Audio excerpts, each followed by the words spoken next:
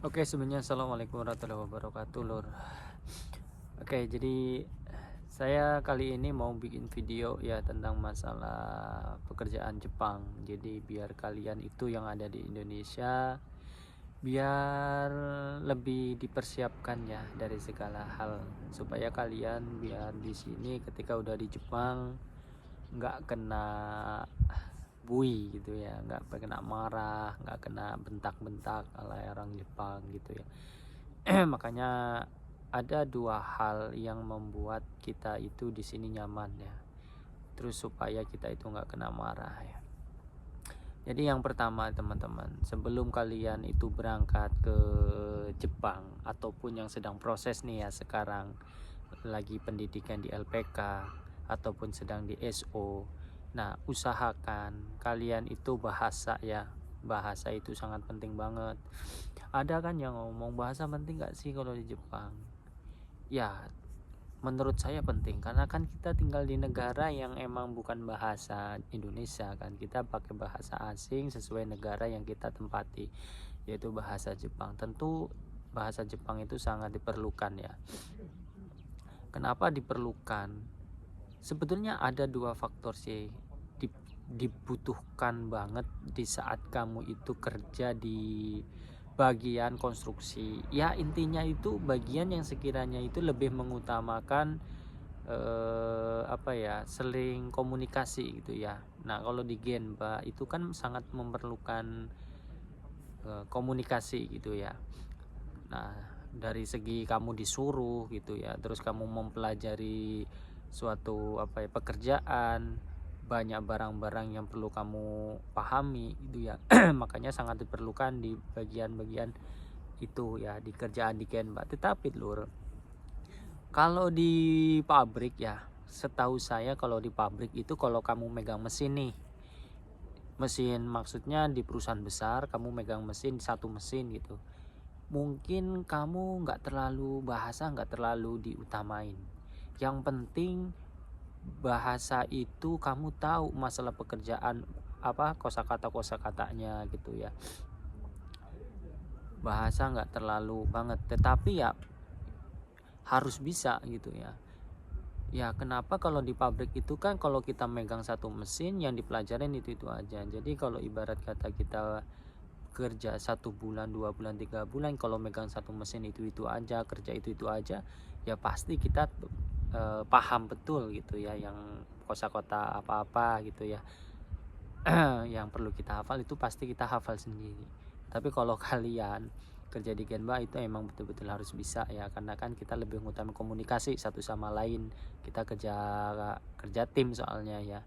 Kalau sampai bahasa nggak tahu kan, yang jelas kamu pasti kena marah gitu loh, karena ya posisi panas, ibarat lagi panas-panasnya, terus kamu disuruh suruh ngambil besi ukuran ini, malah kamu ngambil ukuran ini, bisa jadi dipentung tuh kepala kamu gitu kan, karena salah ngambil. Nah makanya perlu sekali Lur. Nah yang kedua Lur, tentang masalah kerjaan ya, ada nilai plus kalau ibarat kata kamu itu bahasa nggak terlalu bisa, tetapi kamu pekerjaannya itu ngerti, pekerjaannya itu cepat, mudah paham. Nah itu menjadi sebuah nilai plus. Meskipun kamu bahasa nol ya, meskipun kamu bahasa nol, tapi kamu itu mudah nyantel, kalau dijelasin mudah nyantel, terus kamu itu cepat dalam hal pekerjaan, itu nilai plus. Kamu akan disukai gitu ya, akan disenangi, terus disukai dalam hal pekerjaan. Nah kalau sambil bahasa itu sambil berjalan, insya Allah kalau kamu mudah nyantel, pekerjaan bisa cepet, bahasa itu akan mudah dicerna gitu ya, cepet lah ibarat kata itu.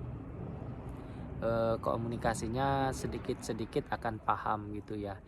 Meskipun kamu dari Indonesia ke sini itu bahasanya emang nol gitu ya, ya maksudnya nggak nol banget gitu, paling enggak ya bisa lah sedikit kosakata gitu ya, meskipun nggak tahu sama sekali kalau ketika orang Jepang. Jujur saya pas waktu pertama kali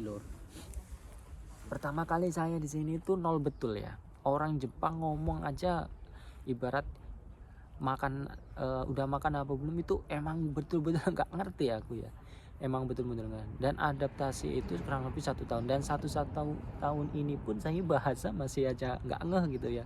Ya karena satu, saya nggak pernah belajar ya. Kalau udah di Jepang itu loh, mau belajar itu udah males. Yang penting aku itu di skill ya, yang penting aku di skill bahasa itu nanti ya. Kalau saya yang penting aku skill, kerjaan cepet, kerjaan bagus, teliti gitu ya. Nah insya Allah disenangi gitu ya di orang-orang Jepang. Saya kebetulan kerja di pabrik, jadi pekerjaan saya utamakan bahasa itu nomor 2 gitu ya. Tapi alhamdulillah meskipun saya 1 tahun lebih bahasa belum terlalu, tapi aman-aman aja asalkan kerjanya ini. Cuman kalau kerja di Genba lur, bahasa itu memang betul-betul harus ini ya. Ya saya sering lah dimarahin kalau di Genba itu, karena kenapa, karena banyak yang aku nggak tahu ya. Tetapi ya itu tadi, asalkan ketika kita disuruh kita paham kosakata bagian di Genba itu paham, insya Allah aman-aman aja. Nah itu sih ya, yang penting kalian itu bahasa. Nah kalau masalah pekerjaan, kalau ibarat kamu nggak bisa bahasa, betul-betul nggak bisa bahasa ya, kamu harus dikuatkan pekerjaan. Kamu itu harus cepat kerja, kamu itu harus mudah paham. Kamu diajarin hari ini, paling nggak besok itu kamu harus paham kalau ada pekerjaan yang sama gitu. Jangan sampai kamu lupa. Kalau kamu udah lupa, kamu nggak paham, terus kamu itu bahasa sama sekali nggak bisa, ya jangan harap kamu itu di sini aman. Pasti kamu akan menjadi tempat luapan orang Jepang marah gitu ya. Makanya kalau bisa semua dipersiapkan sebelum terlambat gitu ya. Mumpung kalian di Jepang, di Indonesia, ya diusahakan bahasa itu dikuatin ya, hafalin kosakata gitu ya. Jangan sampai kamu santai-santai gitu ya. Nanti pas waktu di sini kamu kan nyesel. Banyak yang kejadian udah nyampe di Jepang pulang nggak betah lur, kena marah. Ya kena marah yang pertama mungkin karena bahasa, terus karena pekerjaan. Kalau kerjaan itu bagus, bahasa itu bagus, saya rasa kamu nggak akan kena marah ya. Sayang juga orang Jepang kalau mau marah-marahin kamu, asalkan kamu itu orangnya mudah nyantel, mudah paham gitu ya. Makanya kalau udah paham itu aman kamu di sini. Tapi kalau enggak, pekerjaan susah, bahasa susah, ya udah ya kamu pasti kena mental, akhirnya pengen pulang, nggak mau pindah. Resikonya nggak mau pindah, sebetulnya bisa pindah, tapi kamunya kalau udah kena mental nggak pengen pindah, tetapi pengennya keluar, pulang ke Indonesia gitu. Nah ini ya lur, masukan dari saya. Makanya sebelum berangkat ke Indonesia, ke Jepang, diusahakan semuanya dipersiapkan ya. Oke, terima kasih. Assalamualaikum warahmatullahi wabarakatuh.